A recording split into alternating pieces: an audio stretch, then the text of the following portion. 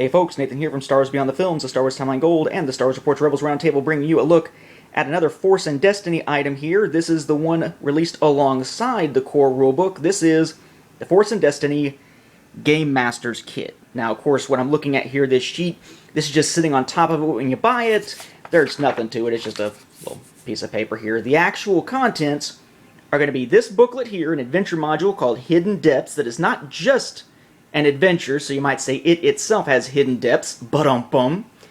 And of course, we have the Game Master's screen. Let's take a look at the screen first. The screen, of course, has all kinds of necessary information for playing the game. Just a nice way of bringing together the vast majority of the most important charts in the game and putting them in one place for the Game Master here. So we're talking about critical hit results for vehicles, critical injury results for characters, melee weapon and range weapon information. We have symbols and dice. We have spending advantage and triumphs in combat, etc., etc., etc. Now, of course, as a Game Master is looking at this, what are the players looking at? As usual, kind of a nice visual spread here. We have the logo. We have Darth Maul, Yoda. Ooh, wait. Who the hell is that? They did an interesting thing here. They've taken a character from, of course, the prequels and the Clone Wars, a character from the prequels and the Clone Wars and Rebels and the original trilogy, and teamed them up here visually with Sarinda. I'd be like, who the hell is Sarinda? Sarinda is one of those pre-made characters from the beginner game for Mountaintop Rescue. So kind of interesting that they would include one of their own creations here as part of this, as opposed to making it all pre-existing characters. Makes for an interesting way of highlighting their own. It might make more people curious about that character to pick up the beginner game, if they realize that's where she's from.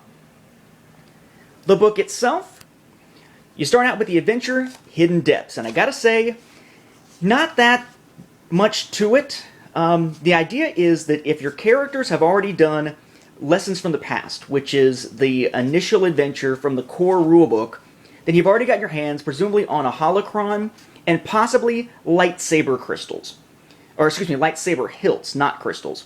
So the idea is, this is where they get their crystals from. So they wind up going to this planet Femus. It is cordoned off by the Empire. You're not supposed to go there because there are Rubat crystals, which are a kind of kyber crystal that can be used in lightsabers. They've been banned, etc., etc. So basically you slip by some probe droids, slip into a canyon, slip by some creatures, grab yourself some in something reminiscent of what we saw in the Clone Wars, which I think is probably the more interesting part of this mission, which is that once you get to the Crystal Caves, it gives you some ideas on, okay, if a character has an emotional weakness of such and such, based on what you did when you were creating the characters in the first place, here's a way you could play with their mind and play with sort of the toll the Force takes on them as they meet these challenges to get the crystals. Again, like we saw in the Clone Wars. That part is really, really cool. Beyond that, once they get the crystals, it's just a matter of fighting past some stormtroopers led by the aptly named Iron Arm. And that's it. That's the ball game. So it's a quick little adventure. There's not a whole lot of depth to it per se, but you have an opportunity to build in a lot of depth depending on how creative your Game Master is, using that situation where you draw on character weaknesses to try to make it a much more personal experience as they're getting their crystals. That part, I think, takes this from being a mundane adventure into something that, with the right Game Master, could be really awesome, at least in terms of emotional development for the player characters. And that's not all the book has in it. Once you get past the actual adventure, there's a whole section on how to craft a lightsaber within the game.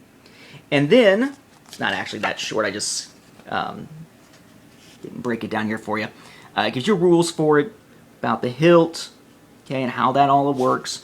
And then it does get into building unique lightsabers. So not particularly long, but it works. It gives you the details that you need here. And then you got a whole section here, bigger, on night level play, right? What happens when you get to more advanced player characters. They talk about this a little bit in the core rulebook. This gives you more detail on that than the core rulebook got into, including things like, all right, if you're the Game Master, how do you deal with this? How do you scale encounters to still be relevant and challenging to these night level players? And they even talk about things like, okay, well, What are some of the ways that you could approach working these powerful characters into the story if the idea is that there's not supposed to be Jedi just wandering the galaxy in this time period? Well, it even gives you suggestions for that, whether keeping in continuity or not. So, broadly speaking, more than what it looks like on the surface, more than just the typical adventure and screen, it does have some more stuff in it. I definitely think that this justifies its $20 price tag. I'm not sure the adventure itself on its face is going to feel very interesting, but give it a chance.